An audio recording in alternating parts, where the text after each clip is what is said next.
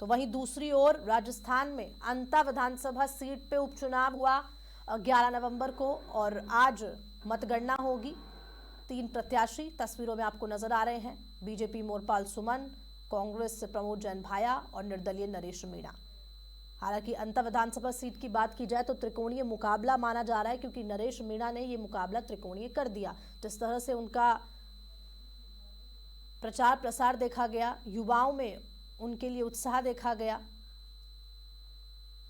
और दूसरी ओर अगर बात करें बिहार पे वापस आते हुए तो 46 मतगणना केंद्र बनाए गए हैं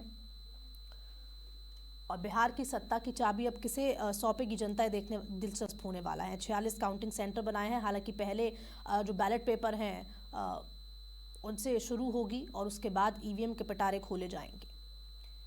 8:30 बजे तक जो बैलेट पेपर है उसे पूरा कर लिया जाएगा और फिर 8:30 से ईवीएम खुलेंगे और उसके बाद धीरे धीरे तस्वीरें साफ होती जाएगी। हालांकि जो आचार संहिता प्रभावी है वो 16 नवंबर तक चलने वाली है और किसके सिर अब ताज सजेगा, चाहे वो बिहार राज्य की बात हो जिसमें 243 विधानसभा सीटें हैं,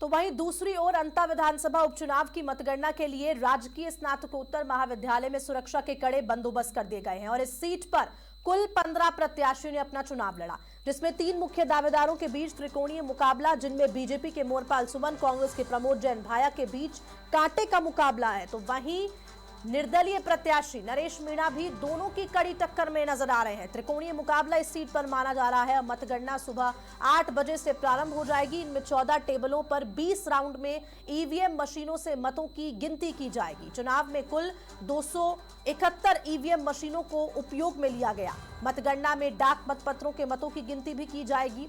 मतगणना के बाद साफ हो जाएगा कि कौन अंता का नया विधायक होगा। मतगणना के दौरान सुरक्षा को लेकर त्रिस्तरीय सुरक्षा व्यवस्था सुनिश्चित कर दी गई है। तो अंता उपचुनाव, हालांकि देखिए त्रिकोणीय मुकाबला इस सीट पर है। कांग्रेस बीजेपी में कांटे की टक्कर तो है ही, लेकिन नरेश मीणा ने इस पूरे मुकाबले को त्रिकोणीय बना दिया। मतों की गिनती के लिए आपको बता दें, जो विश्वविद्यालय है उसमें जो काउंटिंग है वो 8 बजे शुरू होगी। डाक मत पत्र यानी कि पोस्टल बैलेट पहले खुलेंगे और उसके बाद ईवीएम का पिटारा खुलेगा। लगभग 8:30 तक वो आधे घंटे का समय निर्धारित किया जाता है, जब डाक मत पत्र की गिनती को पूरा कर लिया जाता है और उसके बाद ईवीएम का पिटारा खोला जाता है। और आखिरकार अब अंता का विधायक कौन होगा, किस जनप्रतिनिधि को चुना है जनता ने, ये देखना दिलचस्प होने वाला है। किसकी किस्मत का पिटारा खुलने वाला है ये देखना काफी दिलचस्प होगा, क्योंकि त्रिकोणीय मुकाबला है। अंदाजा लगाना काफी मुश्किल है, लेकिन चाहे हम बीजेपी के मोरपाल सुमन की बात करें, चाहे हम कांग्रेस के प्रमोद जैन भाया और या फिर निर्दलीय नरेश मीणा, तीनों ने अपनी पूरी ताकत झोंकी। बीजेपी अगर बात करते हैं तो मौजूदा मुख्यमंत्री और पूर्व मुख्यमंत्री दोनों ही साथ में 2-2 रोड शो निकाले, जनता को संबोधित भी किया, जनता से समर्थन भी मांगा वोट का मोरपाल सुमन के लिए।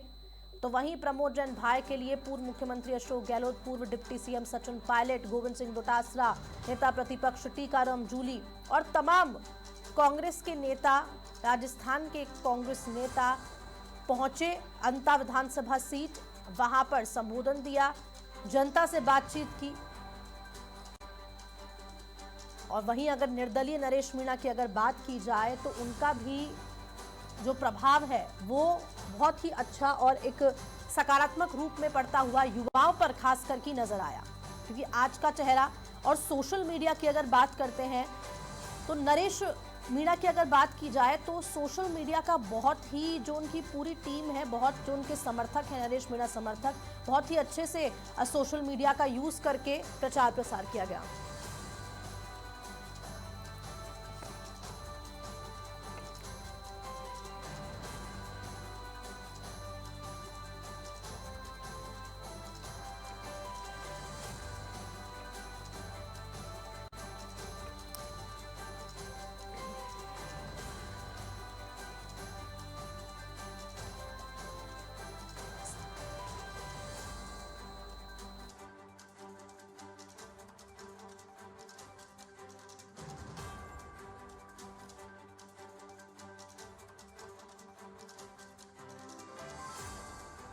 अंता विधानसभा चुनावों पर आज मतगणना हो रही है और समाचार प्लस की लगातार कवरेज जारी है। पल पल का अपडेट आपको समाचार प्लस पहुंचाता रहेगा। और फिलहाल के लिए मेरे सहयोगी अंता से लाइव जुड़ रहे हैं अनिल भार्गव और मोहम्मद अन्नू और घनश्याम दादिच। बहुत बहुत स्वागत है आप तीनों का। और सबसे पहले अनिल, आपके पास आते हुए, इस वक्त आप कहाँ मौजूद हैं अंता में और फिलहाल किस तरह का माहौल वहां पर दिखाई दे रहा है? जी बिल्कुल, मैं इस समय राजकीय महाविद्यालय बारां में हूँ, जहाँ पर ईवीएम मशीनों की सुरक्षा के बीच में रखा गया था। और ये आज यहाँ पर जो 11 नवंबर को मतदान किया गया था, उसका आज मतदान गिनती होगा। आज जो ईवीएम मशीनों में मतदाताओं ने अपना मतदान किया था, तो आज उनकी गिनती होकर ये खुलासा होगा कि कहीं न कौन किसके सर पर अंता विधानसभा क्षेत्र का ताज सजेगा, कौन अंता का उपचुनाव का नया विधायक बनेगा। ये तो ईवीएम मशीन से जब मतदानों की गिनती होगी उसके बाद ही कुछ कहा जा सकता है कि आखिर कौन यहाँ का अब विधायक होगा। फिलहाल यहाँ पर सुरक्षा की दृष्टि से बात की जाए तो पुलिस दल बल के साथ तैनात है। और बिल्कुल आप देख सकते हैं जो मतदान गिनती के लिए कर्मचारी पहुंचे हैं, उनकी लंबी लंबी कतारें साफ तौर पर दिख रही है। मैं नीलेश झा से कहूंगा कि जरा ये नजारा दिखाएं। इसी जगह पर मतदान ईवीएम मशीनें रखी हुई हैं और यहाँ पर ही अब 8 बजे से गिनती चालू होगी मतों को लेकर। तो आखिरकार यहाँ पर किस तरीके का लोगों को देखा जाएगा, गिनती होगी तो उत्साह भी देखेगा। और तीनों प्रत्याशी हैं, उनका आज यहाँ त्रिकोणीय मुकाबला देखने को मिलेगा। तो कहीं ना कहीं आज तीनों प्रत्याशियों के अलग अलग समर्थक भी नारेबाजी के साथ। ठीक है अनिल, वापस से आपके पास आऊंगी। एक बार मोहम्मद अन्नू के पास चलते हुए, मोहम्मद अन्नू, क्या कुछ जानकारी, क्योंकि देखिए आप सभी लोग ग्राउंड पे रहते हैं, किस तरह की तस्वीरें, क्योंकि त्रिकोणीय मुकाबला निर्दलीय प्रत्याशी नरेश मीणा ने यहाँ पर कर दिया है, लेकिन जब ग्राउंड पे जनता से बातचीत होती है तो क्या बीजेपी 50-50 आता है या जो नरेश मीणा समर्थक है उनका भी एक अलग से जोश और उत्साह नजर आया?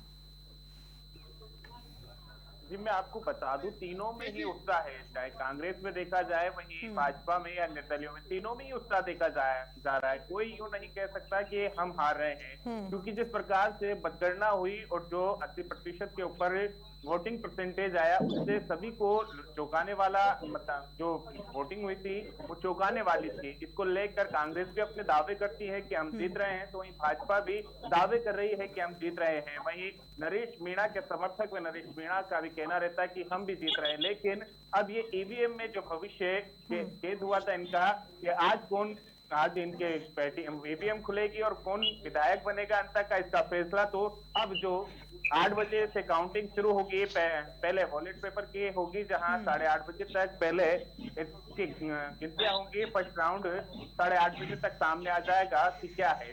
जी ठीक है मोहम्मद अनु, वापस आपके पास लौटूंगी। घनश्याम दादिच भी हमारे साथ जुड़े हुए हैं लाइव। घनश्याम, क्या कुछ जानकारी, क्योंकि जिस विश्वविद्यालय में ये पूरी मतगणना होनी है उसके बाहर जो व्यवस्थाएं हैं वो किस तरह की है, और क्या आप में से कोई उस विश्वविद्यालय के बाहर से जुड़ा हुआ है?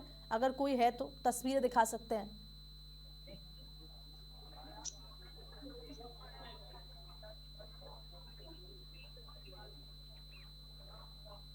आवाज पहुंच पा रही है आप लोगों तक मेरी? जी जी।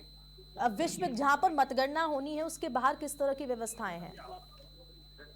अनिल जुड़े हुए हैं वहां से। अनिल, तस्वीरें बताइए आप। ठीक है, हाँ अनिल। घनश्याम, वापस लौटूंगी मैं आपके पास।